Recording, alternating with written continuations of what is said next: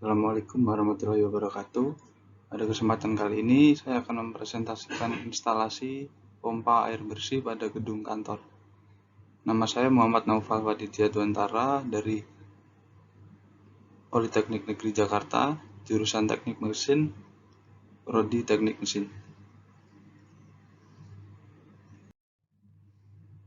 Latar belakang dari presentasi saya adalah air merupakan salah satu sumber daya alam yang sangat berguna bagi setiap makhluk hidup.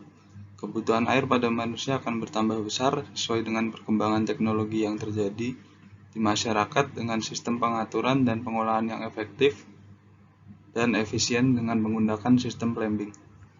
Sistem penyaluran air di gedung perkantoran dapat bekerja jika didukung dengan sistem instalasi pompa. Dalam pemilihan pompa dan sistem perpipaannya harus disesuaikan dengan kebutuhan di gedung perkantoran.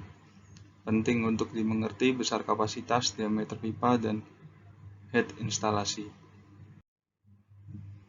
Definisi pompa. Pompa adalah suatu alat atau pesawat yang digunakan untuk memindahkan fluida cairan dari suatu tempat yang rendah ke tempat lain yang lebih tinggi melalui suatu sistem perpipaan, sehingga tidak memungkinkan fluida tersebut untuk mengalir secara alami. Selain itu, pompa juga bertugas memberikan tekanan tertentu terhadap fluida untuk maksud-maksud tertentu dalam suatu proses. Dalam kerjanya, pompa menaikkan energi fluida atau cairan yang mengalir dari tempat bertekanan rendah ke tempat yang bertekanan tinggi, dan bersamaan dengan itu bisa mengatasi tekanan hidrolis sepanjang jalur perpipaan yang digunakan. Energi yang digunakan bisa dari motor listrik, motor bakar turbin uap, turbin gas, maupun tenaga angin. Klasifikasi pompa dibagi menjadi dua kelompok besar, yaitu pompa positive displacement dan dua pompa dynamic. Pompa positive displacement adalah suatu pompa di mana perpindahan cairan selama proses kerjanya disertai perubahan volume ruang kerja pompa yang ditempati oleh cairan tersebut secara periodik, akibatnya adanya suatu elemen yang bergerak. Pada saat elemen bergerak, baik dengan dorongan maupun dengan gerak berputar, maka ruang kerja pompa akan berubah semakin kecil disertai dengan kenaikan tekanan yang mendorong cairan ke tempat tertentu. Ciri-ciri pompa positive displacement adalah sebagai berikut. Pertama, yaitu head yang dihasilkan relatif lebih tinggi dengan debit atau kapasitas yang relatif lebih kecil. Kedua, yaitu mampu beroperasi pada suction yang kering sehingga tidak memerlukan proses priming pada awal operasi atau menjalankan pompa. Selanjutnya, pompa non-positive displacement atau pompa dinamik. Pada pompa non-positive displacement, perpindahan zat cair disebabkan oleh gaya sentrifugal yang dihasilkan oleh adanya gerakan dari sudut-sudut atau impeller. Pompa ini mempunyai prinsip kerja yaitu mengkonversi energi kinetik yang selanjutnya dirubah menjadi energi potensial. Ciri-ciri pompa non-positive displacement adalah sebagai berikut. Yang pertama yaitu head yang dihasilkan relatif rendah dengan debit cairan yang lebih tinggi. Yang kedua, tidak mampu beroperasi pada suction yang kering. Oleh sebab itu, pipa suction harus berisi air penuh sampai dengan impeller pompa dengan cara di priming. Yang termasuk dalam jenis pompa non-positive displacement adalah pompa sentrifugal.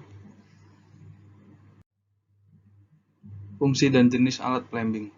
Fungsi dari peralatan plumbing adalah pertama untuk menyediakan air bersih ke tempat-tempat yang dikehendaki dengan tekanan yang cukup, dan yang kedua, membuang air kotor dari tempat-tempat tertentu tanpa mencemarkan bagian penting lainnya. Fungsi pertama dilaksanakan oleh sistem penyediaan air bersih dan yang kedua dilaksanakan oleh sistem pembuangan.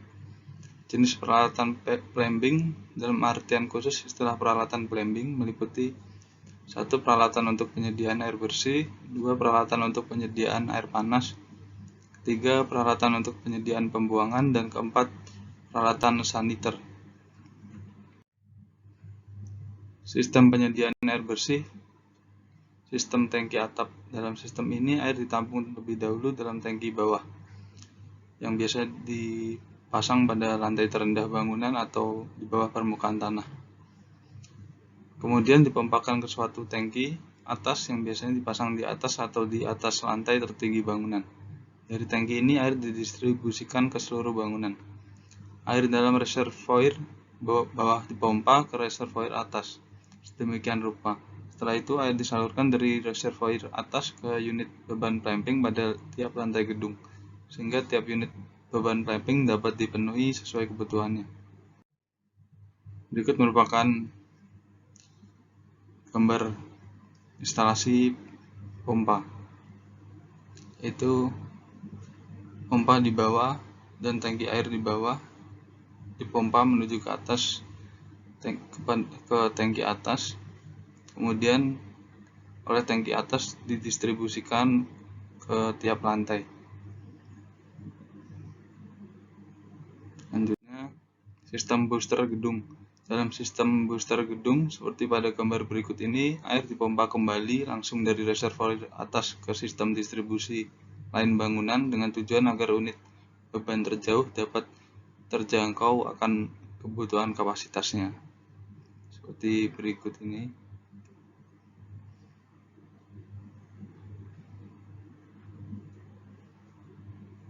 Selanjutnya, tekanan unit beban pumping. Untuk tekanan unit beban pumping yang kurang mencukupi akan menimbulkan kesulitan dalam pemakaian alat pumping.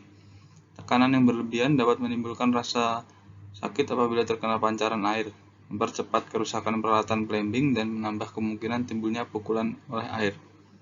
Secara umum dapat dikatakan besarnya tekanan standar adalah 1 kg per cm², sedangkan besarnya tekanan statik sebaiknya diusahakan antara 4 sampai dengan 5 kg per cm² untuk gedung perkantoran. Untuk kecepatan aliran air yang terlampau tinggi akan dapat menambah kemungkinan timbulnya pukulan air, menimbulkan suara berisik, dan kadang-kadang menyebabkan ausnya permukaan dalam pipa. Kecepatan yang terlampau rendah dapat menimbulkan efek kurang baik dari segi aliran, pengendapan kotoran, ataupun kualitas air. Biasanya digunakan standar kecepatan sebesar 1 sampai 1,2 meter per detik dan batas maksimumnya berkisar antara 1,5 sampai dengan 2 meter per detik. Batas kecepatan 2 meter per detik sebaiknya diterapkan dalam penentuan pendahuluan ukuran pipa. Kemudian permintaan air atau water demand. Ada beberapa metode permintaan kebutuhan air yang dapat digunakan pada unit beban, yaitu berdasarkan 1. Jenis dan jumlah alat pumping, 2. Unit beban alat pumping. Kesimpulan dari presentasi saya, di mana pada gedung kantor bertingkat, pelayanan air bersihnya berasal dari suatu tempat, yaitu pump house. Beberapa lantai memiliki karakteristik kebutuhan air yang berbeda-beda, tergantung pada pemakaian dari tiap gedung dan jumlah alat pumpingnya. Pemilihan sistem penyediaan air bersih menggunakan sistem tangki bawah, di mana air bersih dari tangki bawah dipompakan ke tangki atap, kemudian dipompa menurun ke unit beban pumping pada tiap lantainya. Kemudian aliran menuju cabang-cabang pipa distribusi untuk melayani unit beban.